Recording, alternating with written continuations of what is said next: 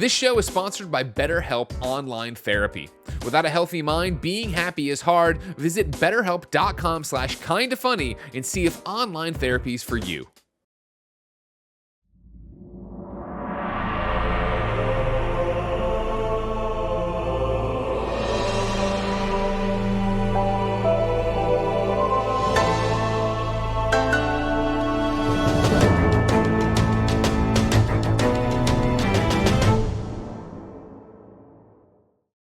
What is going on, everybody? Welcome back to another episode of the Kinda Funny Xcast, your home for all things Xbox here at Kinda Funny. Of course, I'm one of your hosts, Snowbike Mike, and today I am joined with my dude, one of the most incredible people I have ever met on planet Earth, my guy Parris Lilly. How are you, Parris?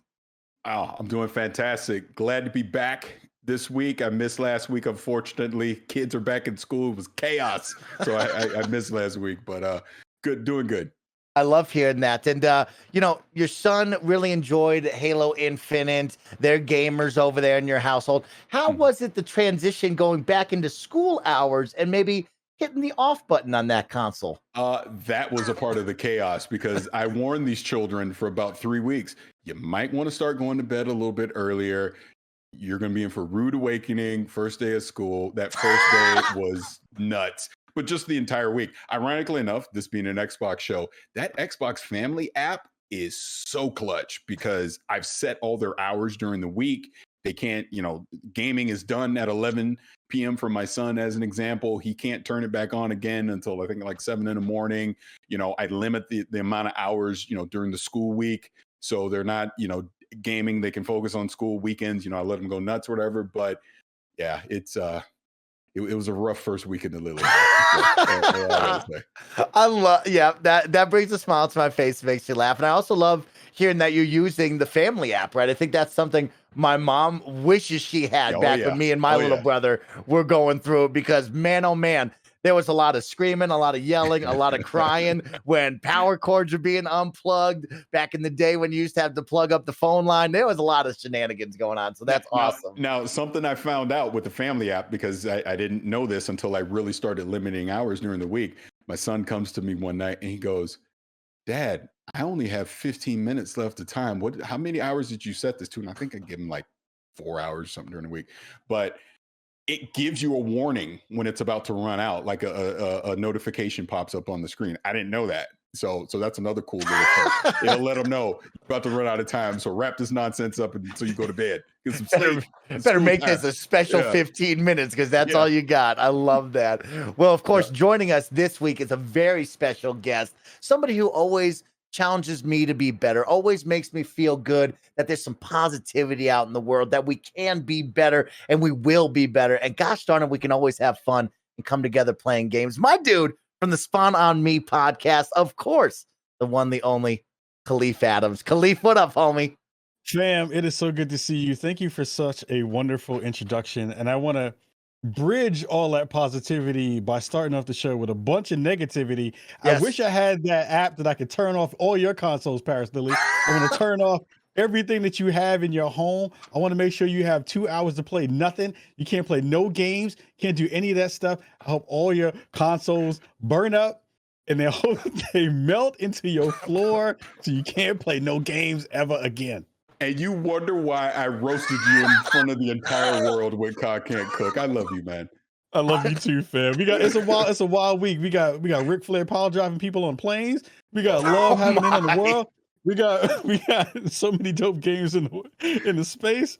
It is a wonderful time to be here rocking with y'all on Xcast. I'm so happy to be back. It's great to have you both on. Of course, we got Barrett running the ones and twos, and we got a ton of fun coming your way. We got a lot to talk about at the top of the show. We're going to give a big update on Halo because the Halo team over at 343 just dropped a big YouTube video that we need to talk about. And then on the back half, if you've been playing the latest drop of 12 minutes, you're going to get a full spoiler cast with myself, Kahlief, Barrett, and Greg Miller will join us. So we're going to break down everything you need to know about 12 minutes, and we're going to talk about that craziness that goes on in that game. But before we do all that, let's jump into the quick housekeeping and get us into this show. Of course, this is the Kinda Funny Xcast. We post each and every Saturday at 6 a.m. West Coast, Best Coast time on youtube.com/kindafunnygames. YouTube roosterteeth.com and podcast services. I'm so excited. We got to get into it. So let's skip all that. Shout out to our Patreon producers, Julian the Gluten-Free Gamer, James Hastings, Casey Andrews, Elliot, and Brian Ward. Of course, this week, the Kind of Funny Xcast is brought to you by Freshly and ExpressVPN. But myself and the team will tell you all about that in just a little bit. Guys, I'm holding back the energy because we got to talk about it. There's been a bombshell on the Xbox world over here from Halo and 343 Industries. We just received on a Friday afternoon. Parris, I want you to know something that has always lasted with me. You and Gary taught me one big thing after the big old Xbox games with gold Microsoft price hike. You always taught me bad news comes on a Friday afternoon, so we can go right into the weekend and forget about it. So, of course, 343 took notes from you and Gary and Team Xbox. They have dropped the Halo Infinite development update for the month of August. We had Uni, we had Sketch, and, of course, Big Joe Staten was on the video, and that means big news is coming if Big Joe is in the building. So here's the breakdown for all of you. We talked about the flight that just went down, the positives, the negatives, what the team is going to do as they go back to the drawing board, break down all the bugs that all of you incredible Halo insiders brought to them. And they want to encourage you to continue to bring your notepad out and keep writing down those bugs. Continue to give them all that feedback on the feedback form, because their next flight, they're going to include more people. Bots and weapon drills will be back. They're going to have a full release of 4v4 PvP action, and they're going to go big with big team battles. So something really to look forward to. Go sign up for the Halo Insiders program so you can be a part of that one. But after that, Big Joe and Sketch had a conversation, and there's some news that we need to talk about. Some news that could be positive, but most likely will be negative for many of you right here. So the positive, split screen multiplayer will be there at launch for console, but not on PC. So if you're into split screen or multiplayer back in the day, which Halo was all founded on, will be on console, not on PC. There's a lot that goes into the PC side that this team is still working on, but we got big news here. Co-op campaign will be delayed at launch. Forge will be delayed at launch. They said, why? The priority, whatever we ship, it must meet the quality bar. The studio doesn't want to ship things that aren't ready. And we've talked about that in the gaming world is a big one there. Shipping things that aren't ready, of course, leads to a lot of issues later on. So the team wants to make sure it hits that quality bar. The roadmap. The team is committed to releasing this game, holiday 2021, 100% campaign and multiplayer. The timing for co-op campaign will be in Season 2. Forge will release in Season 3. Just so all of you that might not be aware of how long the seasons last, 343 said their seasons will go for about 3 months. So that gives you kind of a timeline in your mind. About 3 months for co-op campaign, maybe 6 months for Forge. Of course, this is all subject to change. They wanted to make clear things could change, timelines could change as we go. But a big one there, personally, I want to talk with you, right? There's a lot that goes into this, but co-op campaign, this is synonymous with Halo. This is Halo. How am I supposed to feel? How do you feel about co-op campaign not being there? It's a bummer. It's definitely a bummer. I mean, there's a tiny silver lining that on console we can still do split screen co-op. So it's a bummer that we're not going to get that day one at launch. Here's how I've rationalized it in my head. Game development is very hard, especially during a global pandemic. It is hard. And and watching the entire video and hearing everything that Joe Staten had to say, I get it. It's simply not ready for launch. So what is your alternative in that mode? And I know you didn't bring up Forge, but Forge, I just always assumed that wasn't coming at launch. So it wasn't a big surprise to me that didn't make it. But sticking with the co-op campaign, you really have two options. If the single player campaign is ready to go and it's in a playable state that people can enjoy it and engage with it, the multiplayer is in a ready playable state, people can engage with it. Are you really going to delay Halo Infinite out of the 20-year anniversary holiday window into next year just because of a co-op campaign? And yes, I understand that co-op, especially for me in the Halo 3 days, was just a part of the experience. I understand the disappointment of a lot of people, but I just simply say there's no rules right now with the pandemic and how so many games have been delayed. If let's keep this realistic here, if 80 to 85% of your game is ready to go, and in my opinion, the most important parts of the game are ready to go, are you really going to delay it, or are you going to swallow that pill now in August and give people a few months to come to grips with it by the time it launches, knock on wood, in November? If I was if I was Bonnie Ross, Phil Spencer, whoever, and I had to make that decision, I'm probably just going to go ahead and launch it without campaign co-op, with the caveat, hey, we're going to bring it to you in season 2, which will be 3 months after launch. And then obviously Forge will come 6 months after, 6 months after launch. It's the compromise of the times that we are in my personal opinion. Yeah, it's a bummer. It sucks. I mean, Mike, as an example, Kahlief, yeah, I would love to go do a legendary run with you guys and we stream it and it's just chaos because we're all terrible. You know what I mean? I would love that. But we're not going to be able to do that at launch. And I understand it. I also understand the disappointment that I've seen on social media today. And like you alluded to at the beginning, Mike, this is why you announced this on Friday. So you let everyone complain on Friday, they get through their weekend, and by the time we get to Monday, people have come to grips with what's going to happen. I've seen a lot of talk of, well, I'll just wait until the co-op campaign is ready because I really want to play with my friends. Understandable if you really do that. Me personally, like I said today, I just want them to nail that story. To me, that is the most important component of whatever they do with this Halo IP moving forward. Yes, we've played the multiplayer. Yes, it looks like they're gonna hit that. It's gonna be a lot of fun. But if that story doesn't deliver, if they have a repeat of Halo 5, it's like we've been saying this since the start of Xcast, they simply cannot. And I think Joe Staten being on board, basically being one of the founders of what Halo is, understands that as well. And I can't imagine they won't nail that story. So it sucks that we're not going to get the campaign go up at launch, but I can wait. I can hold out to February or March or whatever it's going to be to get it at that point. And then, we would have run through the campaign where we're going to know it. Now we can jump in Legendary with our friends and do it all over again. Like I said, game development is hard during the pandemic. And I personally think we just need to show some patience with stuff like that. Yeah, that's really well said, Parris. And you always are so grounded and down to earth and bringing us the real. And that's what I love being around you is, right? I can be real emotional and I can be like, man, I want to scream and shout about this, right? But then I know I can hear you and talk to me. You know what you should do? Have Kahlief serve your plate of food. That'll calm you right down.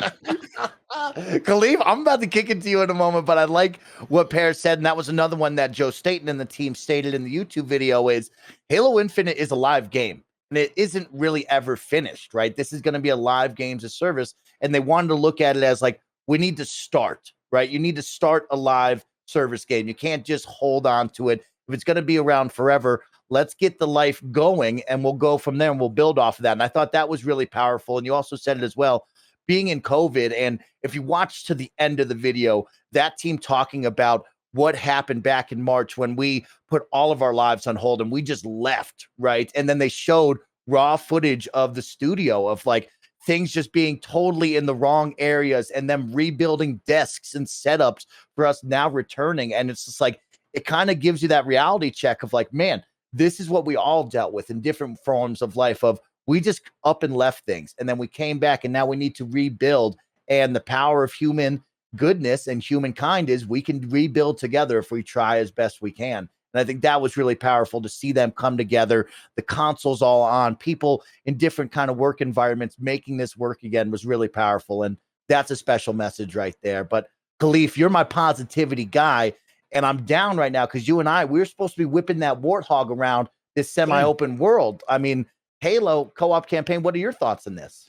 Here's an interesting thing, and I think this is going to be a thing that gets me in trouble, is that I honestly don't think that this is the biggest part. Like, this is the biggest part of Halo anymore. Like, I know people are really dug into the idea that the campaign is that kind of cornerstone part of what is going to drive Halo forward, moving forward into the future. But to be fair, I honestly just don't think that that's the case anymore. Like, I'm excited to be able to have. It would be different if they said campaign is not coming at launch at all in any form or fashion. Like, a ability to do it with your friends is not going to be there, but be the ability to kind of go through it on your own will be there, so you can enjoy whatever the story is going to be. But I think that the thing that people continue to forget is that there's a cultural relevance piece of all of this, that we're all a little bit older. We remember we've gone through the lineage of all these Halo games. And we're now at an age and at a space where it's a generation that is after us, that is now, they don't have that cultural connection to Master Chief and Halo in that biggest way. The way you bridge that is with a damn good multiplayer, and that's the thing that the flight and all the testing that they've been able to do with a technical test, that is going to be the thing that I really feel is going to push Halo forward into a space that we've not seen before. Because again, great point by Parris talking about not wanting to miss that 20th anniversary window. And now you even have more competition in a space that you were already going to have from a first person shooter conversation, because Call of Duty is not really going to be in that space. They were scared about Call of Duty, so they were worried about that conversation for a while. But to be fair, Vanguard and World War II as a conversation, hashtag World War II is doo doo. No one cares about no one cares about that era anymore, and nobody wants to play in that space anymore. So they don't have to worry as much with the negative information that's been around there with the conversations around Blizzard and Activision. They're going to take a hit there. They're also going to take a hit because of just the size of their game being almost 300 gigabytes now. There's a lot of things that game has against them that now gives Halo a space to kind of live in. So now their competition is no longer Call of Duty. Now it's Battlefield 2042 in a big way. And I think, again, multiplayer will be the thing that will be universal. They have so more spaces that they can kind of rein in and give themselves more time and a buffer to get those other pieces together. And that's going to be the sustainability part that's just going to keep them going even after you finish your campaign run, either in solo or in with your friends. So I think, again, like, I know people are upset by this particular thing not being in there, but again, it's really, that has become the niche part of this product now. It used to be the other way around, where you kind of just, you're like, I'm going to get my skulls on. I'm going to put all the skulls on. I'm going to make my run through campaign, and then I'll hit multiplayer afterwards. I think that has flipped in a big way since the last Halo game has been out in the world. So I think, it sucks to hear that that's a thing, and smarter than to, again, put it out on a Friday. But I think it's going to be really interesting to see, because I feel like they are nailing this multiplayer layer, how that's going to make people not really care about the campaign not having co-op in it right off the bat. If I could jump in again a second on what you're saying, I totally get what you mean. Excuse me, 343 is just like, be quiet. But I get what you mean about the multiplayer, and on here we've kind of gone through the gambit of being critical of what was this multiplayer going to be. Do they need battle royale, things like that? And I think since this technical preview has happened, I think it's been a consensus that, oh no, they stuck to the basics of what made Halo multiplayer great, and they seem to really be deep diving on that and getting that part right before they try and do anything else. We'll obviously see when Big Team Battle and all that comes online. But I do agree, between it being free to play, there's going to be so much engagement in that. And I'll go back to what I said at the top. If the sacrifice is, well, you don't get the co-op campaign for 3 months because we got the multiplayer right, we got the campaign story right, that's just a sacrifice you got to make, as much as we don't want it. Yes, there are people out there that want to play that co-op campaign, and I'm not saying they shouldn't be disappointed. I shouldn't say they shouldn't be up in arms about it. Absolutely they should. But it's just the current state of the world, and I don't think that's an excuse that you just blow off lightly. I think that's a real thing. I've said it on here before. when I was up there for the E3 showcase, I got to talk to somebody at 343. We had an extended conversation about that, and kind of like you were saying, Mike, that conversation they were having about in the video, when we saw the stuff in the video, we were talking about that when face to face, and this person was giving me just all the ups and downs of trying to make a game remotely, and that has really stuck with me. And I get it, because it's not just 343; it's literally every studio in the world that's going through this on a different scale and scope. And think about how complex a Halo game is. And I'm not trying to make an excuse for 343, but I'm making an excuse for 343 in this instance, that it ain't easy to do this, man. And yeah, they already had a year delay. And I know a lot of people are going, well, what the hell did they do during a year? They dealt with a global pandemic during a year. That's what they did.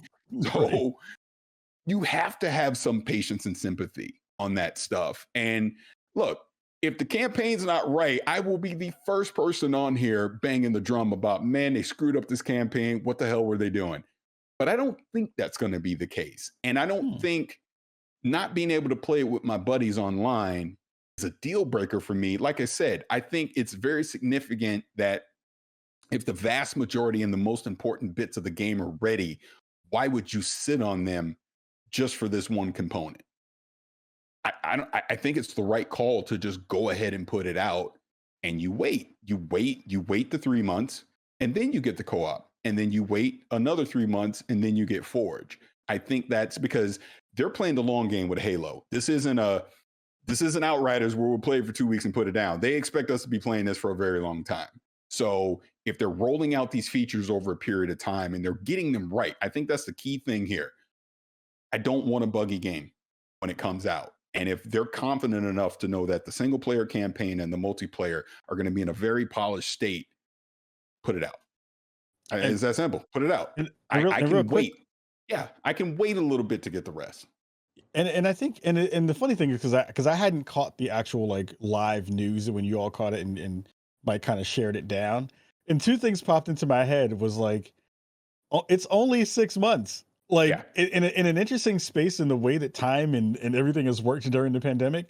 I don't even know what month it is half the time it is anyway. So when they want them coming back out, it's going to be fine and it's going to land where it is. But I think to Parris's point, and I think this is the thing that I want people at home to understand, is that yes, the pandemic parts are absolutely like a huge part of the way that all game development works. I'm now at a studio. I can see in real time how that has changed a lot of that conversation in a real tangible way for people making stuff on the ground. But also people have to remember Halo's margin for error this time around is so small. Yes, it is razor thin for them to maybe get this wrong. And if they have to delay a thing to make sure that that thing is getting out into a space where they don't have to think about all the other layers that are going to potentially break, kudos on them for having really good time management. A conversation we've seen over so many years, over the past, especially 5 to 6 years, has been crunch and burnout and people not being able to do what they need to do because of the way that all of those pieces have affected game development in a real way and are choking the life out of developers in a real tangible way. This should be a thing that folks in the community should be applauding 343 for. Mm-hmm. They should be saying, hey, we appreciate the fact that you care about the devs this much to give them enough time to put this out in a way that is not going to cause more internal strife for the developers of this game. And we get a dope game coming out of it too. Yeah. So like, again, like if you're mad about this thing, I can understand the feelings part of this, but you have to really put the 2 and 2 together to see like how this actually is working in real time for developers and people in the space. Yeah, you guys said it so well. And, I am one of those disappointed people, right? We always talk about how I love sharing these experiences with my friends. And Halo is one of those few first-person shooter multiplayer games where you can share a co-op campaign, right? When you look around the landscape, there aren't many of those where I can be like, hey, Parris, here's X, Y, and Z. We can play this together and go through this campaign and share a story. There's not many of those in this landscape, and Halo has always been one. And this is one, I maybe have felt differently in the past Halos with more of a linear experience, go from point A to point B at the end of the level. But this one being sold as that kind of semi-open world, non-linear experience where you have the flexibilities of going into these banished outposts at different times of the day, different areas, different ways.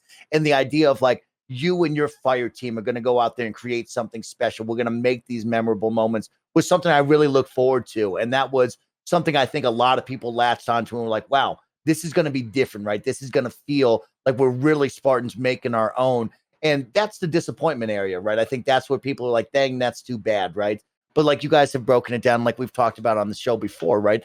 3 months isn't that bad. I'm going to now experience it without Joe Blow crunching chips in my ear while Cortana's trying to tell me an epic story piece, right? I'm going to be able to do all that. But I think it just feels a little different now knowing that I'm going to be solo Master Chief instead of Fire Team Red or Blue Team when it was supposed to be me and 3 homies going wild out there, right? So I am a little disappointed. It is sad news, but you guys have said it so well, right? This is the 20th anniversary, and it's time for this game to come out. It is truly time to start this life cycle of it. And also, Parris is going to agree with this.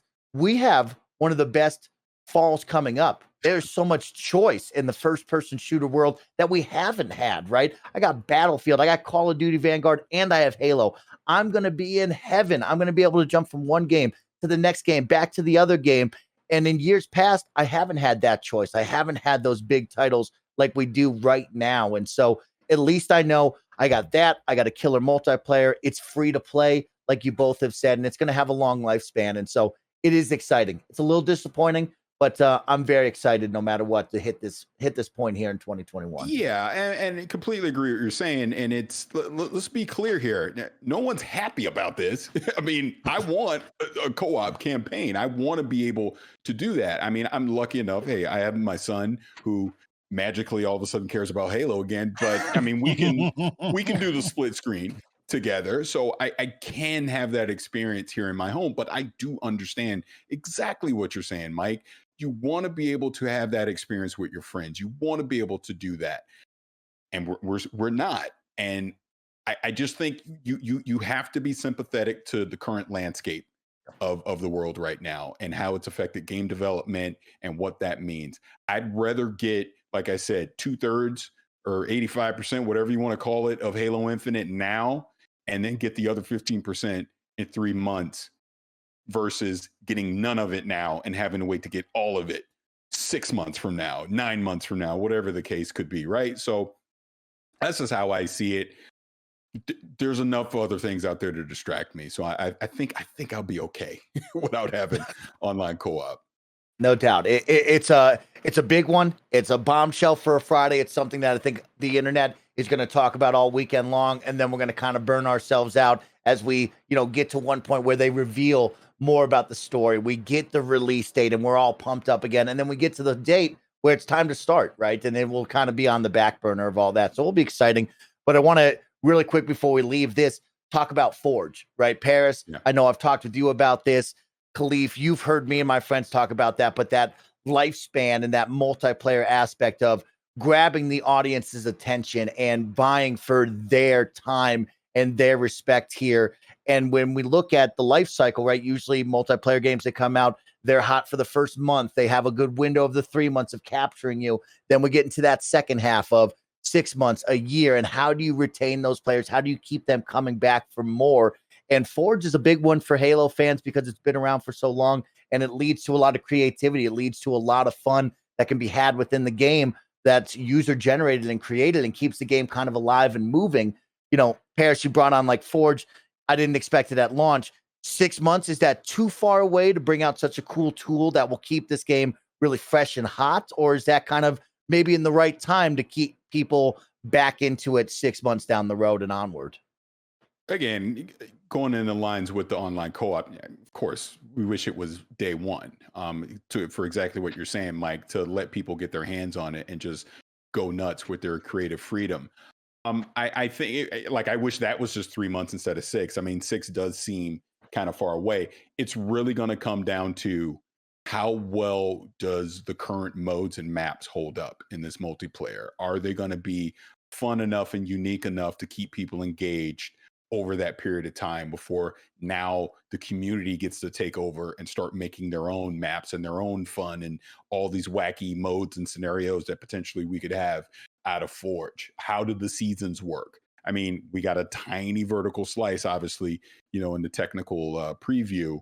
Let's see how that translates as we get to the final game and really things start to open up and you get your customizations and the battle passes and all that stuff that comes with it. Yeah, I don't know. I don't know if 6 months is too long or if that's the sweet spot to kind of reinvigorate it. I mean, we'll have to wait and see. I do wish it was at launch, but I think everything that we just said about the online co-op applies to Forge as well.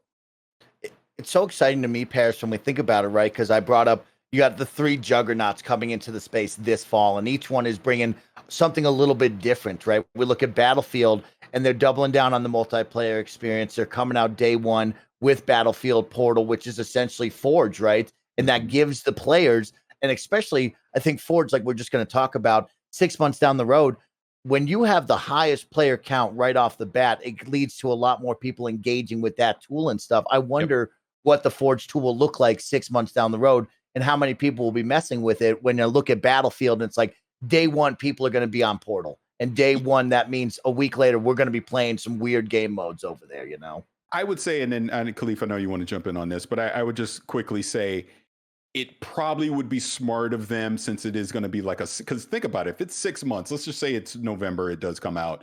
So 6 months is what we're looking at around April, May, up in there somewhere.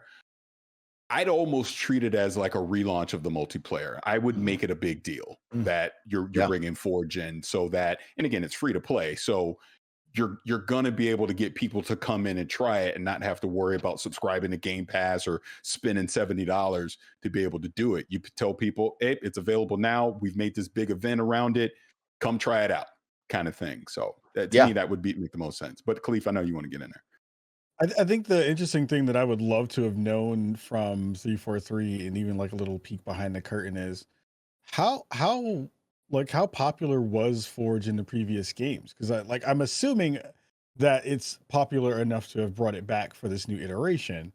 But I do think that there's a layer that we see with a lot of games that have user content where you have the creation whales, right? And those creation whales are the folks who drive that community in a real big way. And then you have a lot of people who just don't do anything, but they consume all that content, right? They're not makers, they're consumers of that stuff.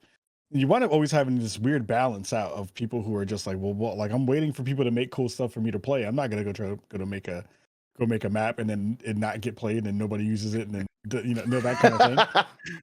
So it's an interesting kind of play there that I would just love to hear somebody from 343 give some stats. I think they did in probably one of the older kind of posts on the site about how popular it was, but I do think that the timing is probably just right. I think actually it's probably a good time to drop it and leave it and let it do its thing, because I think what they need to continue to do and what they've smartly done is the way they've laid out the ideas around battle passes for that game is brilliant. The ability to carry over your battle passes and continue to grind through them saves them and again gives them a lot of buffer space to be able to dig between all those modes for people to kind of dig into. I think Forge is going to be really interesting from a creation standpoint, but I think it's the least exciting part of the entire package. It's a cool part that goes along with it, but I think it's the least important part of the layer of that. Yeah, you bring up a great point. It just made me think probably the peak of that had to have been Halo 3. I can't imagine they had more engagement with Forge be after that. Right. So it does make you wonder, like think about 5. Is Forge even in 5? I legitimately don't know. I don't know if it is. That's just how much you don't hear people talking about it. And you are correct. There's the whales out there that make all the maps, and then we're the ones that jump in and consume them because I don't have any talent. I can't make a map. My map would be so simple. You do a circle, you put a rock here, a rock there, and then you shoot each other. That's it. Done. So go ahead. Here's the question I have for both of you. Name a Forge map that you remember fondly. I don't. I don't. I actually I hate most of the Forge maps that I've ever seen. But I will really quick, Kahlief. I've played a really fun Halo beer pong before, which I thought was novel and dumb. Yes. And I've also done a cool Halo wipeout course, which I thought was novel and dumb. But other than that, I don't touch Forge. Is right. You know what people do in Forge? They make the maps that weren't in the game that you got in the game before. Yeah. They go make the old maps in Forge, and then you let them play those old maps in the new game. That's what most people use Forge for. So I think, again, like people who are going to be really upset about the news of that being a thing, I think the reality is that most people don't really engage with it in a bigger way. And until you have those seminal kind of like modes where everyone's like, oh, somebody made tennis in here. Oh, somebody made dodgeball in here. Somebody made this thing in here. Until somebody gets some of that stuff in there. So Forge waiting for 6 months, I think is fine. I think Parris said it so well as like now you have like a chance to like quote unquote relaunch and re-engage excitement, right? Hey, co-op campaign is now out and the game's on Game Pass, multiplayer is free to play, big boost in numbers. Then Forge down the line, have some fun events. But as well, then you got Call of Duty on the other side. And I know Ka said hashtag World War II is doo-doo, but you look at Call of Duty, right? Bombastic blockbuster campaign is what they're going to promote and bring out with. They're going to have a killer multiplayer as it's one of the best first-person shooters on planet Earth. And they're coming out with 20 multiplayer maps, right? What does Halo do? Do they counter that? Do they have a high number? What is the desire? And it's so much fun to look at fall and where we're going to be in this moment together. And this news coming out, really having that razor thin line of like, campaign's got to be great. We got to really enjoy this story and the product's got to be good compared to what else we see around there. It's going to be a really fun fall to see what the mover and shakers are as we look forward to this. Look, Mikey, and I love you. This is the thing that I will ask everyone in the community. Do you want to rock with a DMR or a BMG?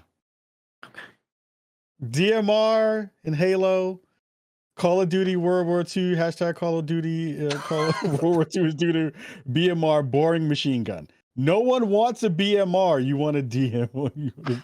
It's Parris, he went with the DMR. I thought he would have gone with the battle rifle. Yeah, but... I'm like, what are you talking about? The answer is DMR is my favorite weapon. I know people like the battle rifle, but the DMR is better than the. I don't care. The needler, the rocket launcher, the sword, the gravity hammer. He went with the DMR. Every weapon in Halo, he picks the DMR. DMR is one of the best. DMR is one of the 343 fam. DMR was one of the best additions to the Halo universe that was ever put into that game because it gave you two variable ways to play that game, up close or far away, and you didn't have to worry about battle rifle spray. It's a great freaking weapon. It's one of the best ones. You don't play SWAT. You don't play SWAT with DMRs. You're incredible, Kahlief Adams. I freaking love you.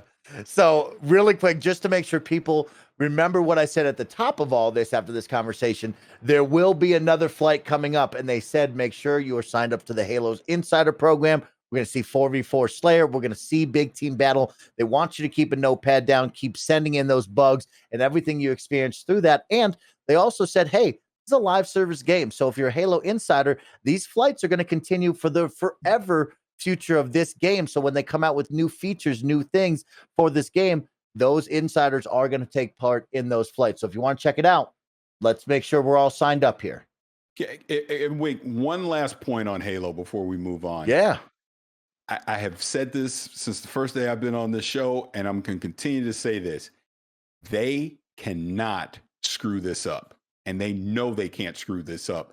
This is why you don't half-ass release online co-op at launch. This is why you don't half-ass release Forge at launch. If those modes need more time, you give them more time.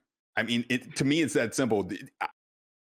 I truly think Halo Infinite is the most important game they have ever made at Microsoft Game Studios. I truly believe that, because if they screw this up, Halo is done being relevant as a big franchise. Again, I got my son back in. Don't push him back out. That's what I'm saying. He's interested enough that he wants to try Halo. You screw this up and it tanks, he'll never try Halo again. And that's the whole point that I'm making here. They've gone through 4. You've gone through 5. You had the debacle with the Master Chief Collection. They cannot have that mistake again. They can't. They just simply I wish can't. we had more time to talk about that specific thing, because I think that talks exactly to what I was saying before. Oh, It's I don't think he would have gotten into the Halo spirit if it wasn't for the multiplayer. I don't think if it was a single player, it would have been the same thing. I do agree. Him standing over my shoulder, watching me playing that technical preview, got him hooked. No doubt. No doubt. Yeah, he's DMR too, right? With that DMR, bro. We got to get the heck out of here. That was a powerful statement until that moment right there. Parris, we got to get into the second half of the show. We're going to have a really cool, awesome breakdown of 12 minutes. We're going to go into full spoiler territory. We're going to give our thoughts and our experiences on that. But before we go to the second half, last week I tried to celebrate you, and I love celebrating us as a team, the kind of funny family, the incredible community, and all my friends around the globe. And we got another awesome opportunity to celebrate you and this awesome achievement and accomplishment and opportunity that you get to put on next week for all of us. You're teaming up with Xbox again. We're having a virtual Gamescom 2021 Xbox stream. You're co-hosting it, and I wanted to make sure to tell you, Parris, I'm so happy for you. I'm so proud of you. I'm inspired by you every single day. And I love seeing you take these moments and better yourself and put on for your family, but also, encourage others to continue to believe in themselves and step out of their comfort zone and know that one day they could get the call and they should be ready to rock and roll. And I love that about that, Parris. But I wanted you to give us just a quick, what's the rundown? What's the overview? So make sure everybody knows that next week we're tuning in and we know what to do. No, absolutely. And Mike, I really appreciate the kind words on that. And before I go into that, I also have to say, clearly, Greg Miller threatening Phil Spencer didn't work because they invited me back. You know what I mean? Stay away. But being serious for a second. So earlier this week, I went up to Seattle and we did some prep for the Gamescom 2021 Xbox stream, which will be on August 24th at 10 a.m. Pacific on the Xbox YouTube channel and on the Xbox Twitch channel. And we're going to have some fun stuff that we're going to be doing. And like Aaron Greenberg had tweeted last week, I do recommend everyone keep expectations in check. This will not be a bunch of brand new reveals. This will be things that have previously been announced, but we're going a little more in depth, think what I did at the Bethesda showcase, and you kind of or the Xbox Extended, showcase, and you get an idea of what we'll be doing for this Gamescom stream as well. My co-host is Kate Yeager. She is awesome. She's done hosting stuff in the past for Xbox, so she's coming back co-hosting with me, and it's going to be cool. So I hope people check it out. August 24th, 10 a.m. Pacific time. Awesome, Parris. And we can't wait to celebrate games with Xbox and the kickoff of Gamescom, which is a big deal to wrap out the summer. It's going to be really, really special. And, I had a bunch of questions laid out for you, but I'll just keep it simple because next week we can talk about it. I'm excited to see you now shine with the co-host. I can't wait to see the banter back and forth. I can't wait to see how you play off one another. We got to see you solo star. Now we get to see you co-op on this, and it's going to be a ton of fun, and I can't wait. So with that, let's hear a word from our sponsors, and then let's get into the second half of the show. This podcast is brought to you by Freshly. Dinner time can be chaotic, but with Freshly, it's easy. Their chefs take care of your meals a few nights a week and take the pressure off of you. You might have heard me talk about it in the past few months because guess what? I bought it for my dad. I signed my dad up for his birthday. Maybe it was Father's Day. I don't recall, but I never stopped. And he gets a Freshly box every week with all the dinners he could possibly need in it. Ordering is easy. Visit Freshly.com and choose from over 30 delicious, satisfying, better-for-you meals like steak peppercorn, sausage baked penne, or their chicken pesto bowl. Freshly can fit your lifestyle with a variety of plans and meals to pick from that work for your dietary needs, preferences, tastes, and family size. The best thing about my dad is he loves it all. Right now, Freshly is offering our listeners $40 off your first 2 orders when you go to freshly.com/kinda. Stop stressing about dinner. Go to freshly.com/kinda for $40 off your first 2 orders. That's freshly.com/kinda for $40 off your first 2 orders. Be like Greg's dad. Our next sponsor is ExpressVPN. Using the internet without ExpressVPN is like walking your dog in public without securing them on a leash. That sounds dangerous. Most of the time, you'll probably be fine, but what if one day your dog wanders a bit too far and gets dog napped by someone? Maybe me.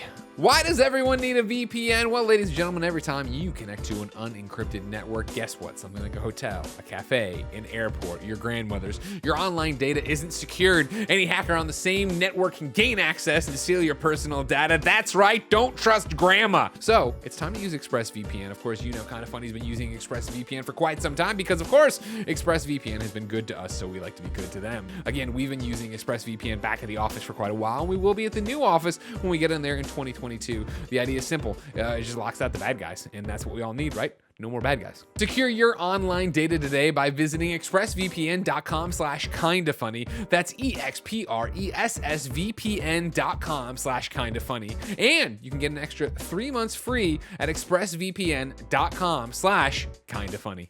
Welcome back, everybody. Hope you enjoyed that little spot from our sponsors this week. But now we're into the second half of the show, and it's all things 12 minutes. That's right. The latest big release over on your Xbox and PC for Xbox Game Pass is 12 minutes, and there's a lot to talk about. If you remember earlier in the week, the Kinda Funny Gamescast had a full-on 12 minutes review alongside Ghost of Tsushima.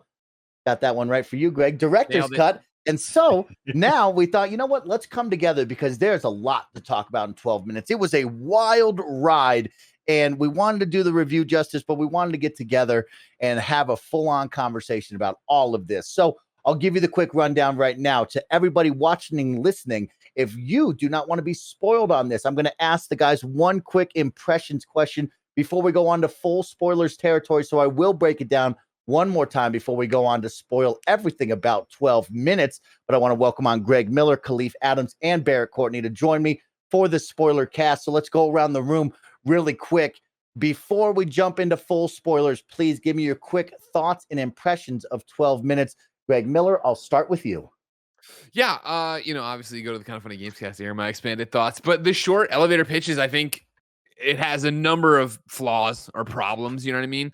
But I loved the game. Like I think, for as much as we love games and play as many games as we play, it's still rare that you finish a game these days and you immediately need to talk to someone. You immediately need to text somebody, right? As soon as I found out that Barrett was playing and, it was ahead of me, it beat me. I was so excited, or beaten it. I was so excited to finish it and get to talk to Barrett. And then the back and forth as we've learned more, changed more, talked to other people or whatever, gone on to play and get different kind of endings. I've had that, just today, Xcast alum Alana Pierce texted me. It was like, so you're telling me blank? And I'm like, yeah, like that's what, you know what I mean? Like that's the kind of game this is. And so I think you can look past a clunky control scheme. You can look past some up and down voice acting and really get into like, I was excited the entire time. I was on the edge of my seat. I wanted to know what happens, and I can't wait to talk to you guys about it. I love that, Greg. And that's awesome. Shout out to Alana, Xcast alum. I love that you used that. That's great. Barrett Courtney, tell me some quick impressions and your experience. Again, check out the Kinda Funny Gamescast over on youtube.com/kindafunnygames. And yeah, I talked about it there. I really enjoyed it. I really enjoyed the journey along with it. The way I best describe it, it's just like a really fucked up escape room. And I really enjoyed the mechanics going in with that. I do think there's a lot of story stuff that we'll get into in a couple of minutes near the end of the game that I don't think land super well. I don't know if they fully hit what they were trying to go for, but I was like, I texted Greg when we were talking about it, and I was like trying to help nudge him into some right directions without fully giving things away. I told him like I was more along for the journey. Like this game I think is more about the journey than it is the destination. Even though it is all about like solving the next thing. So I really enjoyed it. We'll talk about performances. We'll talk about reveals that we might have vibed with, we might not have vibed with, and stuff like that. But I will say I think it's the most unique game that I've played this year, just sort of like how it tells the story, how mechanics works. I just love kind of like classic point and click adventure games, and it does teeter along the lines of like almost like classic Grim Fandango, where it's like, okay, I think I see what the solution to this puzzle is, but it doesn't get quite there. And that's where I thought like the balance was kind of perfect for an egg brain person like me who is terrible at puzzles in video games. I never felt like at a loss, which I really enjoyed. So Yeah, I really liked it. It'll probably end up on my personal top 10 games of the year. I don't know if it'll end up like super high or something like that, but it's definitely one that like left me thinking for a few days. And it was one of those ones like after each session that I was playing, because I didn't know who else was playing it and like who to talk to. Like Alyssa would be over in the same room with me, and I had to like kind of like think things out loud with her and be like, okay, so like I did this and this, and like maybe this will give me a different solution, and she would like kind of help me out with some ideas, and like because I was doing that, I knew I was having a really fun time with the game. So that's general thoughts what I feel. Kahlief, you're my man. Tell me what you thought. This was one of the kind of like most emotionally gripping, mechanically frustrating experiences I've had in a long time. And I was like, because I went into to just remembering the first time I had seen the kind of first top-down visuals on the game and seeing the conversations happen around what this thing was going to be, and then having the surrounding energy around this being an Annapurna joint, which I just love what they put out into the world with everything that they make.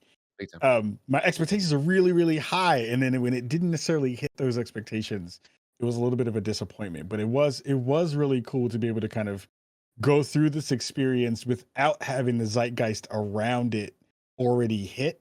Like it's one of the kind of weird, perks of being able to do this work is being able to sometimes not be zeitgeist. And I think that was cool to be able to have a small little grouping of us that were kind of like the first kind of travelers through this journey to kind of be able to get on at first and then talk about it. So I'm excited to chop it up with y'all, and I share a lot of the sentiments both Barrett and Greg just shared. Of course, you can catch my early impressions over on the Kind of Funny Gamescast for that review. But I will actually say, you points, Kahlief. You didn't mention the Gamescast. Everybody else did. You did the pose. I saw. But... I'm not chilling for you, goddamn it, I gotta say, my quick spoiler-free impressions is I absolutely loved this game. I actually think that this game is a hit. This is a must-play. If you are into horror movies, if you love thrillers, if you want to have a heart-pounding, puzzle-solving story go out and unfold in front of you. And yeah, there's some moments where you're going to take this controller and you're going to want to snap it in half, because sometimes the mechanics and the controllers don't blend well. Because you shouldn't be playing with the controller. Moments. Exactly. And on top of that, there's going to be a lot of repetitive dialogue, right? When you start to get into the later parts of it, you're going to hear the same dialogue over and over again. You're going to wish that it wasn't happening. But in all honesty, when you get to the end, you don't want to stop. And I think that was something really special for me, especially because this is so far from a game that I would ever play, right? This isn't a game that would be on my radar. I'm not looking for a game like this. And somehow from the moment go, it captured my attention and I was fully in. And I think this is a must play. If you're a horror thriller fan and you looking for something like that, this game is really something special. And I can't wait to finally spoil it and just talk about everything, because there's a lot of wild moments here that I would love to break down with all of you. And so this is one of our first ever spoiler casts on the Kind of Funny Xcast. And, some people do it differently, right? I might give you the breakdown and the recap of how I want to do it, but I wanted to have some fun. So I also wanted to learn from the master. So I brought on Greg Miller, because, he is the man, the myth, the legend here on the podcasting scene. He's the one who's taught me so much. So, Greg, I wanted you to kind of lead the way, guide me and guide all of us on how we're going to do this spoiler cast. So how do you want to kick it off? What do you want to do? I always like in a spoiler cast to start at the end. So to start with where this ended for everybody, because now that we can finally talk about it, this is a chance. Get out of here. Get out of here. Get out of here. Get out of here. Mm-hmm. When I rolled credits, the first thing I did was text Barrett and be like, is this it? Are we done? Like, I don't understand, right? Because of course we all get to that choice, right? Where, I had a million questions we'll get into of like, so was the cop and the dad, are they twins? Like what right? What is going on? But I texted Barrett because, when I did mine, which was of course like, cool, I won't talk to her. I won't do it. Whatever. Like I choose that I'm not gonna, fuck my sister anymore angle. You walk back into this empty apartment, right? And you go back in there, and there's nothing there, and there's none of the stuff. And I went and I got the clock back out, and I got the clock back out from the bathroom, and the hand was broken. Right? It just drops to thing, and then I spent time moving it, twisting it, thinking I heard something moving around. Da da da da da. And that's when I hit a bear. I'm like, I'm going to bed, or I forget, I was in between shows or something. I'm like, is there more, or is this the end? And we were both like, I don't know, there could be, but we're not sure. It's also worth pointing out that when we were playing it pre-release, you couldn't see the achievements. It was one of those where the achievements weren't live yet. So like you could see achievements pop of whatever you earned, but anything else that you hadn't earned, you can't see the list. So it was hard to tell if like there were other endings that we could obtain yet. And so I was left with that nagging. I know I'm not done, but it says I'm done, but I know this game isn't done. And so to come back then later on that week to sit down and get in there and mess with the clock and get sent back to the room with my dad, right? And then to keep hacking at it and then to finally get the ending that is the one that rolled credits and reset my progress, and that was the end. That was all of it, right? So my question and this long-winded thing for everybody is, what do you think happened? What is your interpretation? You've beaten this game, you've seen the end of this game. What do you think happened? And I'll start with you, Snowbike. Michael, kick it right back to you. What is your story? Deep, Greg Miller. Right? What do I think? So I guess in my mind, what happens with that one ending, right, where I believe whoever this jabroni is, whether it be Willem Dafoe, aka the cop, whether it be the dad, whether it be some sort of hypnotherapist, in my mind, when I said, yo, wipe the slate clean, clear my mind, I took it as, okay, he's gonna do some sort of mind wipe on me, and I'm gonna go back to this girl and have the baby and live our lives not knowing that she's my sister. That's how I took it. That's how I took it. Interesting. Okay. Kahlief, what'd you get? I mean, that's what I was hoping for, because I did the same.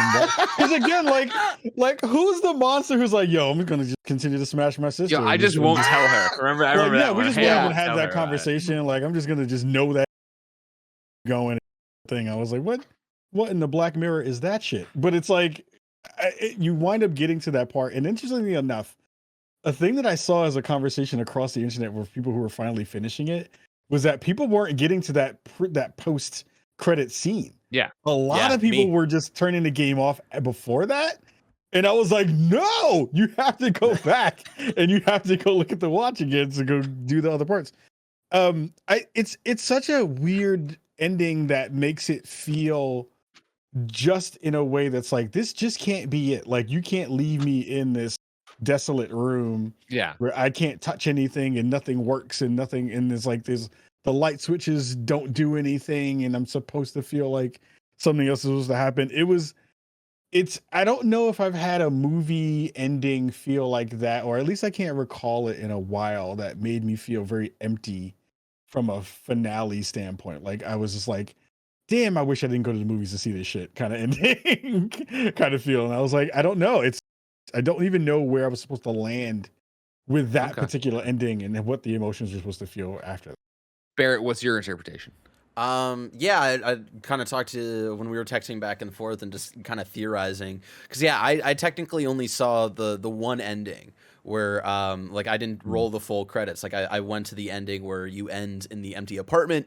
All you can do is get the watch, and there was a moment where Greg and I were like, do we know what to do with the watch and stuff like that? And I told Greg, like, hit me up if you figure anything else out, and then I'll go back to it. And I haven't hitting you up on a podcast. And I haven't gone back to it, so I do want to load it back up. Wow. I'd reset my progress though, so I'll have to like redo some things all the way through. But like. It's not, it won't be bad. Because I know what to do. I feel like I could do that probably in like 10 runs to see the full credits. So but before you break it down for me, at least like just like off the like presses of like what I felt after this, it reminded me a lot of this play that I'd seen a little after high school that was all about the interpretation of like what hell looks like for people and how it's not like this fire and brimstone thing, but it is like people just living through shit that they hate. And it's these three people who have been assigned to the same room in hell because, the people, running the business down there know that these three people are the absolute worst for each other and like just how they do things. And so for me, like when I like rolled fake credits or whatever you want to call it, I got to that like other alternate ending. It to me, I had felt like, okay, this is like this man has done a terrible thing and he is in a purgatory that he cannot escape from. And no matter what he does, whether it's relive the loop over and over and over again, or then end up in this like weird place where he might have broken time and he's in this empty apartment, like he's just in this hell that he can't escape because he is, he has gone through so many acts of just like defying of like he did a fucked up thing and he's like paying the price for it. That's how I interpreted it. But I have not seen like what I think like the ending is supposed to be with like full credits and stuff like that. So that's I'm so curious to know what that ending is. Yeah. Here's what I think is happening. Yeah. After that real ending, I think none of it in the apartment with our wife/sister, baby mama. None of that. None of that happened. I think that everything is happening in the dad's office. The dad is the cop, which is why when we go back there and see the murder of the dad, he's Willem Dafoe, but in a wig, right? And then when we come back for this real ending, it's just the cop. And he's like, you can't date my daughter, right? You can't do this. You can't date your sister. This is fucked up, right? You can't be in love with her. I think that the entirety of the game, the purgatory of it, is him coming to that realization, because I think it's his dad hypnotizing him like we see at the end. I think he is trying over and over to basically be like to Doctor Strange it, right? Of like, listen, play out every reality, play out every option. Please do not bang your sister. I bargain you. Sister, I've come to bargain. Stepsister. No, play out every reality, every different way of this, and you will see no matter which way you go, it doesn't work out. And so the cop showing up and having this close connection to his father is his father. The watch isn't real, right? The watch is the clock that's in the dad's office. It's not even a pocket watch. It's a big clock on the wall. Right. So you figure as we get hypnotized there at the end and it starts spinning backwards and he's like, all right, take a deep breath. And you're doing this thing, blah, blah. I think that's happened. Maybe not hundreds of times, but it's happened enough that that's what it is. And that's why the watch is important. And that's why this is coming in there. And it is this, I've come in to show you can't do this. So I think we're still at the moment, right, where the brother, the monster, shows up and kills the dad. I think we're still right there at the moment that in this thing is like, he's playing these out that if I can kill my father right now and I can go back to the bar and I can be with her and I can, I've seen her from afar. I know who she is. I can go there and we can fall in love and we can get married and we can have a kid and da, da, da, da, da. But it's this thing of like, no, it's going to constantly unravel. So even when we get there, and we don't have all right, I can make you forget everything. When we don't have, because that's what happens, Barrett. There's eventually, there's a book that keeps falling off a shelf. You go in, it's the book she's reading. There's a quote in it. You come back, you say the quote to him, and that's when he's like, I can do this. I can erase your memory. And I think he's going back and erasing not your love affair with her, but the fact that you fell in love with her. You're infatuated with her at that point. I think he's trying to nip it in the bud before you even know that she's out in whatever town she's in. Dang. Okay, I like that interpretation. That's kind of different. I like that. Yeah. Because otherwise, I mean, it's one of those, because I've wrestled with it, when it's happening of like, when we were in the moment, like, because the game got me. It did get me. I won't lie to you. Where it was like, okay, cool. Like, when he leaves the first time, the cop, and you hug her and you're like, she's like, it's over. And you're like, yeah, it's over. Dude. And then it did the pop. I was like, you motherfucker. I crushed this. Like, I think that was the end of my first session where I was like, or it might've been my second or something like that. And, like I'd done everything right. I'd figured all out, all of the order of operations of like calling the daughter to call the cop so he de-escalates himself and then tell the wife all about this stuff and convince her, leave the photo on the fridge, don't take the photo off because then he gets annoyed, and like all of this stuff, and then like finally coming together, giving him the watch, like everybody coming to an understanding. I was like, we solved it, we got it. And then it starts over and I was like, I had to put the game down. I had to turn the game off. I was like, this is the end of my session. I'll come back tomorrow because I'm in, like, I want to know how to fix this, but I gotta, like, I thought I had it, and like that moment was great. I loved that. Sure. Oh, you great, think but you it was solved this whole thing. You think you fucking got it, and then they I kept going around of like, well, what is for a Groundhog Day game, for a time loop game, I'm like, is this going to be supernatural? Like, is it a hell? Is it this thing? And like, what could actually explain it? And I think they keep it for the most part so grounded in terms of their weird incest story, but it is that like that's what I think explains time. That explains the importance of the clock. That really isn't that important. Like, why would this clock be worth so much money to this man or anything like that? Yeah. The interesting part that I remember, especially after everyone kind of got a chance to play it and find out about the incest layer of it, was a lot of people kind of focused on that emotional part that winds up happening because there is a very in that scene. But that wasn't the thing that like pulled on the heartstrings or like made me really emotional. It was right after you finish that loop where you find out and her name changes from wife to just to her. Yep. Yeah. That shit fucked with me. I was like, yo, Yeah. oh.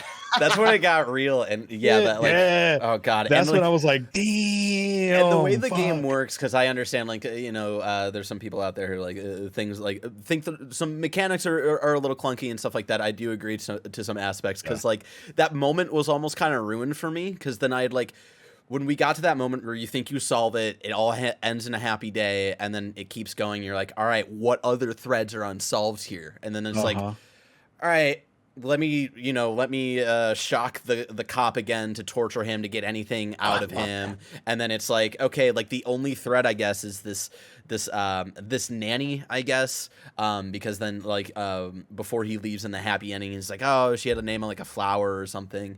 And it was one of those things where I was like, what was the name on the baby's clothing again? Yeah. And it's like, oh yeah, it's Dahlia. Okay. And then it was like, I thought we were gonna have that moment before the cop comes of like discovering that, and so like I'd handed the baby clothes to the wife after like talking about all of this stuff, waiting for the cop. Like she knows that we're waiting for the cop, and instead of like them talking about the clothes, when I handed her the baby clothes, my character would ask her, "Oh, tell me more about the nanny." And I was like, oh, "Okay, the game doesn't understand that." Like, okay, all right. So I that's, had this is interesting.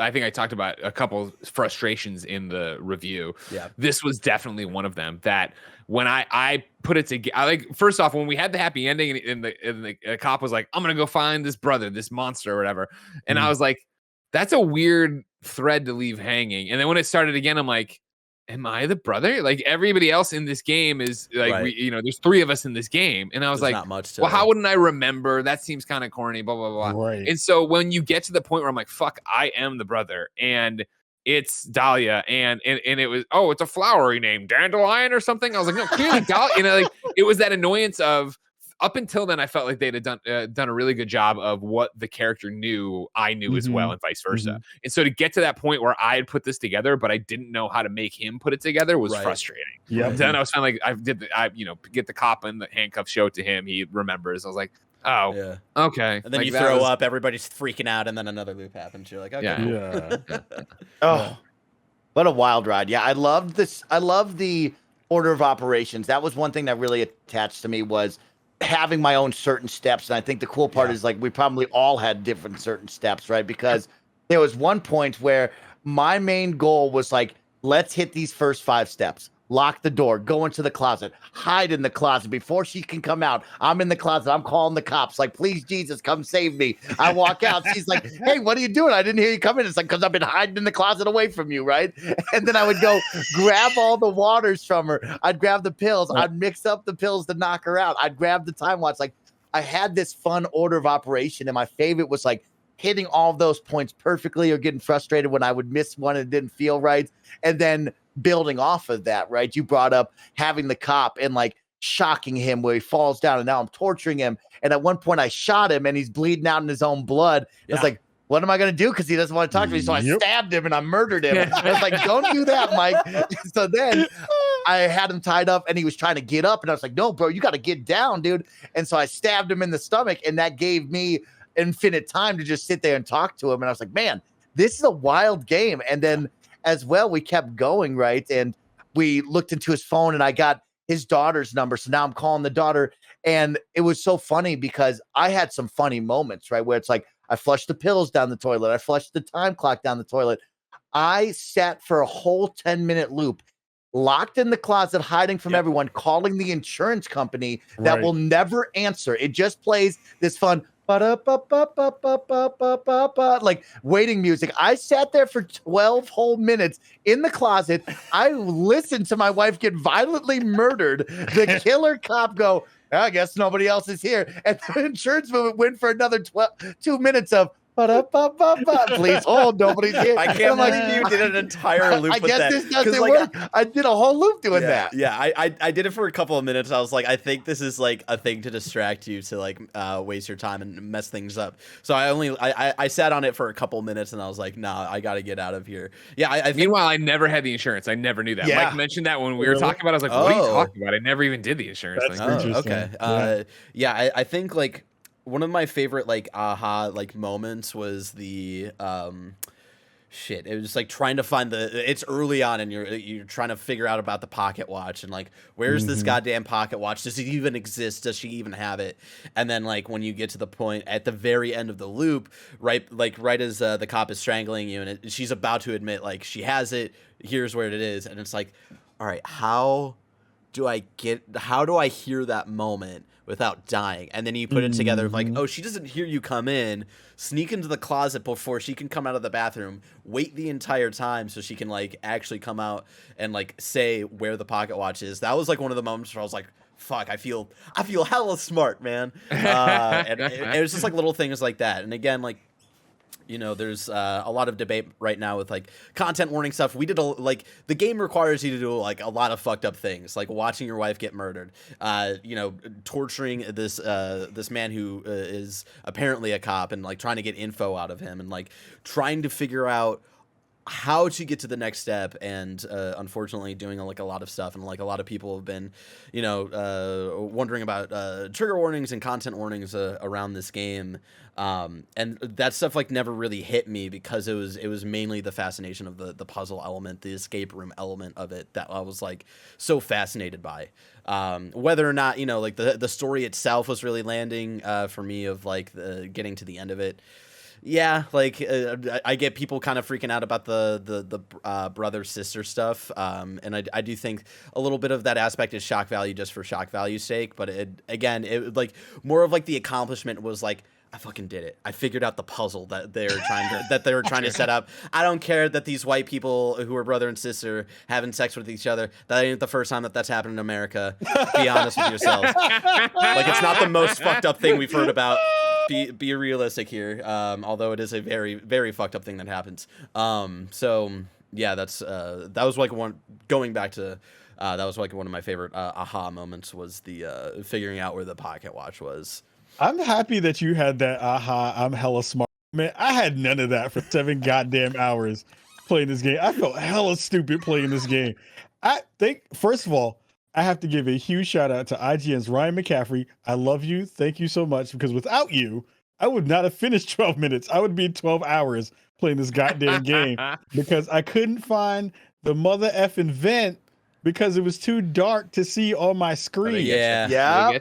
And I was like, this is the dumbest thing on the planet. I was like, there's no way I would have ever been able to have actually seen that thing without someone pointing it out to me. And because of the fact that I was playing it at first on the controller, you wind up getting this weird bounding box that you can't go outside of. Like, it was weird. It was like extremely weird. It was like, and it would go away and come back. It was I forgot about that, of like the initial, that was something that I ran into as well, of like the initial moment where you find out it's in the vent in the bathroom, and I was like, all right, cool, we figured it out. And then on the next loop I go into the bathroom, I'm like, where the fuck is the vent? Right. And you have to like click into the medicine box and then like go to the bottom. I was like, okay, like that took me a couple of loops to figure out, and I was like, that's weird. And the other weird one was finding the pocket watch again to go do the whole back in time shit or whatever the hell that was. For me, I had more serotonin hits than I did misses in terms of like, I did feel hella smart as well playing this. But there is the one, I gotta be honest, that I totally fucking stumbled into, which was when the way, at least I don't know if there's probably other ways, but the way I captured the cop of getting him electrocuted with the light switch. I never in a million years would have thought of that. And it was just coincidence that I was like, all right, well, I'm doing all these different checkdowns. And I was like, all right, you know, drug the wife, she goes and passes out, and then I was like, I'll hide. What is going to happen when he comes in? Is he going to wake her up and stuff? And so when I was in there initially, and he goes in that room, and he goes, and falls down. Like, what the fuck happened? I was like, oh, the light switch, finally figuring it out. Like, I've never had that. Mike from kindoffunny.com. I love that, Greg, because I, to this moment, still don't know the light switch, because how I did it was I would drug her, she'd go in the room, she'd have the light switch or whatever, but then I'd follow her and I would just knife the thing. So I still, to this day, don't know if I'm doing it right, because I was knifing the light switch and somehow she would come in there and flip it. Because I think what had happened is I was hiding in the closet. She would come in, she would flick it and go, that hurts. You know what I mean? Yeah. But then she would come out, I'd drug her, she'd go back in, turn off the lights. And I didn't know what was happening. I just walked up to her with the knife and kind of jammed it into it. I was like, oh, maybe I'm doing it right. And he would come in and shock himself because I guess you have to do it twice, right? Oh, yeah. So this whole time I didn't know at all how that was stabbing going. the light switch. Yeah, Okay. I killed her by doing that at first. That's the reason I found out, because she was the one who flicked on the switch and got electrocuted and then died, and I was like, yeah, wow. I can do it with the cop. Yeah, that was one of the things where I was like at a loss at some point of like what to do. Like I'd kind of put the pieces together of like the next step, I got to talk to this cop somehow, and it was just like, how do I do that? And like the one thread I had never followed up on is like, someone's gonna get hurt by this light switch someday, and I was like, I bet I can shock someone with that. So I went into the room. I was like, I wonder how many times I'm going to have to flip it on and off to like get shocked so I can like set it up properly. And I just turned it back on immediately, got shocked. I was like, all right, cool. There we go. Like after the at 2 turn-ons, it shocked someone. So that was another aha fun moment for myself.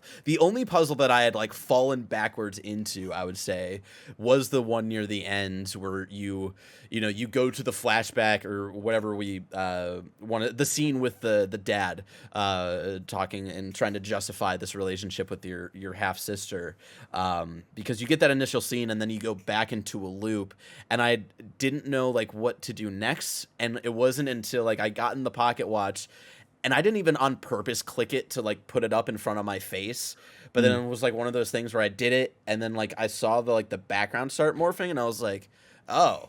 Like, I had totally done that by accident. That was, like, the one... I would say that was, like, one of the 2 puzzles where I was like... there was no, like, setup to, like, solve that in any interesting way to, like, make that satisfying. Did anyone else... And this could be me going into, like, super weird... I don't know if this is actually real places, but I felt like when you finished that layer and you were getting towards the end and you had that last moment where the bezels of the clock kind of spin...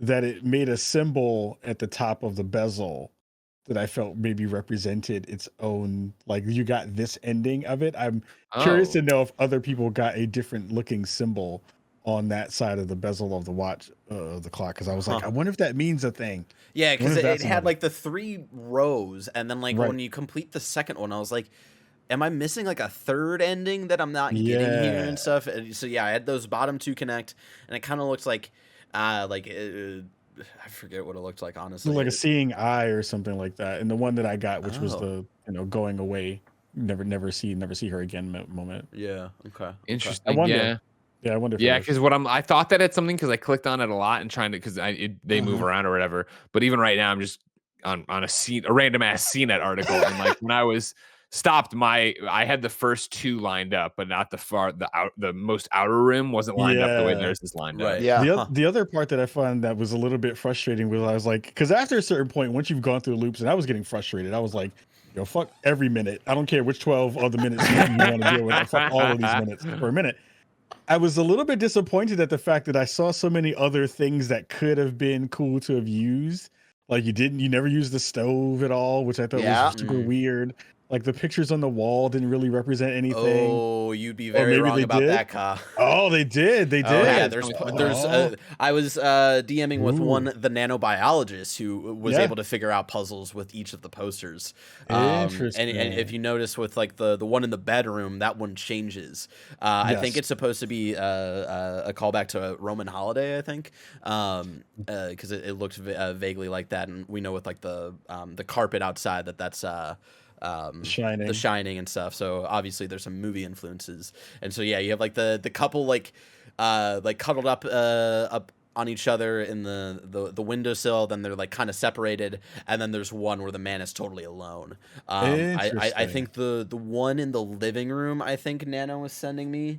It was like Morse code for something, and I have that right here, Barrett. Actually, he wrote in and he said the Morse code is actually a breakdown. The saying here, it says every ending leads to a new beginning, is what that Morse code was. And then there was the plant. You could water the plant, that kind of stuff. Oh, really? I just smashed the plant. Nothing happened for me. Oh, you smashed? I never even touched the plant. I never even touched the plant. But at the end of the on our final run, the achievements were finally working. Or my final run, the achievements were working. I went in there and there's the one of like, watch them grow, do this. I'm like, what the fuck is this even talking about? And that's what's crazy is I feel like I did so much in that game. Not obviously not everything like an insurance call or whatever. I'm sure there's a bunch of little things I'm going to find out I didn't do, but like Mike's going to be stoked when he gets an achievement pop that's spent an entire loop calling the insurance. Yeah, exactly. No doubt, right? I hope somebody else does that. But yeah, there was some fun, wacky moments for me. And I think there was also a good check from the game of like, there was moments where I was like, I got this, right? I really loved the order of operation. And there was some moments where I was like, I'm ahead of schedule, or like, I know what's going to happen next. And a perfect example was when you get to the moment where she's going to confess to him and she says, oh, the photo's on the fridge. And I was like, no, I got the photo in my pocket, lady. Don't tell him it's on the fridge. And your guy won't do anything. You can try to hand it to him and he just ignores you. So I had to all of a sudden jump into action and run to the fridge, put the photo up before he got to the fridge, where then he got it. And he's like, okay, now where's the watch? And I was like, again, I have the watch in my pocket. I'm like, I have the watch, sir. Yeah. And he's like, no, I'm going to the bathroom. And so I had to run to the bathroom, put it in there before he got there. And that was like some of the most fun / like intense moments of the game for me, was like trying to outrun the computer man to get over there before he beat me there. So those were the type of moments that like I kind of agree with Bless and Raj, where it's like moments like that felt kind of clunky to me, of like if I'm holding the photo and I'm trying to come at you with the photo, like just accept that I'm showing you the photo and don't be adamant about like going to the fridge, and if you don't see it there, get like frustrated. And then like I have the pocket watch, here it is, I'm trying to hand it to you, and then he just interrupts me of like, no, I don't want to talk to you right now. It's like, dude, I have this shit, I figured it out, just let me do it. I put the watch on the table. I put the watch on the table, and he was like, nah, son, I'm not even gonna look at what is that shiny ass thing that I just asked everybody for and tried to stab you for. That was my problem with the stupid baby clothes. When I had it on, I couldn't get anyone to acknowledge. I'm like, all right, cool. I got in, I took it out of the box, I put the thing on the kitchen table because he'll have eye contact there. No, all right, take it out there. I'll put it on the end table by the front door. No, and I'm like, motherfucker, how do I do this? How do I do this? Yeah. I mean, you just hand it to him, right? When he gets to the door, you just like, all right, here is the baby clothes. Is that what you did? Yeah, that's what I did. Like, I tried that, I thought, and it didn't work, because every time I tried to do shit like that, he'd be like, I don't want to hear from you. Of course you're on her side. I let him go in there. I fucking tied him up with the handcuffs, and then I was like, here, motherfucker, look at this. So what I did to get him to look at it was that, you know, like, first and this was like when it got into like all right, I gotta like utilize every single second that I have here. So it was like, we're getting into like intricate territory of like going into the closet, grabbing the cell phone, grabbing both of the mugs, saying hi to the wife, going into the bathroom, closing the bathroom, putting pills into the mug, then calling the daughter and telling her like, hey, your dad's trying to accuse us of stuff, blah blah blah blah blah. Hopefully he can calm down. Leave. Or no, maybe I wasn't even drugging my wife at this point. But like, you go back out. I know that's like an absurd fucking thing to say. I love it. Insane. But then you go back out, and then like you have to explain everything to your wife, like all of the stuff. Get her to the selling point of like, we're gonna own up to this. We're gonna talk to him. All right, get the pocket watch. Have the pocket watch ready. And then let them go through their conversation of coming together. Oh my God, I wasn't there, all of this stuff. And then that's when I handed him the baby clothes. When he is de-escalated, he understands that she wasn't the killer. That's when I handed him the baby clothes, and he was like, oh, that's her. That was that lady's, that's the nanny's name. That's how I got them to like finally fucking figure it out. I played one mind game with my wife that I thought would work. It's like, when you get towards the end, you find out you're the monster, right? Right. She doesn't want to hear it. She just shuts down. And so I was like, no, I'm going to make her expose herself. So she's mad at herself. And then I'm going to tell her I'm a bad person so we can see eye to eye. We're both bad people. It's going to be cool. She does not care for that at all. She does not care about that at all, which is great. My favorite part was just calling the cops on her ass. And I was like, yo, she did that shit. It was her. Yo, she did it. The cops are coming. She's like, how dare you? You called the cops on me? And she leaves. And I was like, yo, good for you. You murderer. Did y'all ever go down the thread where like you get the like cop tied down so you can actually talk to him, and then like there is that option of like, if you like, you cooperate with me, like I won't do anything with you. If you just like leave, if you just like put it all on her, like I won't fuck with you at all. Like, did y'all ever go down that thread? Because I was too scared to. I was too scared to. Okay, I totally did. And what happened? Tell me, because I got to the precipice of it where he's like, "Are you sure?" And then I was like, "Fuck you, no." he gets up because like if you don't stab him or you don't shoot him, Yeah. he gets up, headbutts you, and then it loops again. Okay.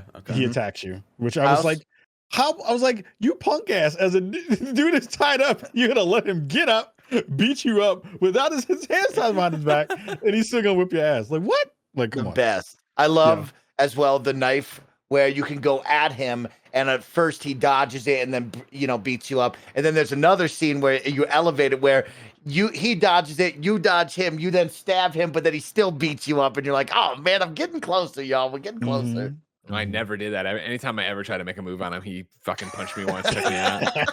Oh god. Yeah, I love the fact that there are these moments where we all are still, after all this time, still finding out new things that we didn't get a chance to see from each other's runs and all that kind of stuff.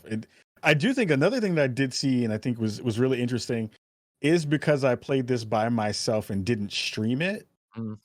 I feel like I'm seeing more people have more fun with it because they're getting their chats involved with it in a different way than if you were just kind of playing and going through it by yourself, which I'm a little sad I didn't have that layer of it, but also that would have been amazingly boring having.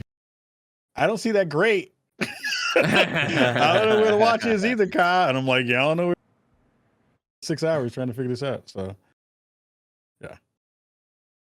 yeah, I had a great time with it. I think I'm interested to hear everybody else. Please tweet at me your theories on what it was if you think it was something different, because I feel like walking away from it, I'm like, I think I got it. I think I'm super confident that that's what happened, and like even the cop having this daughter that he's trying to protect, right? I feel like there's something there to it too.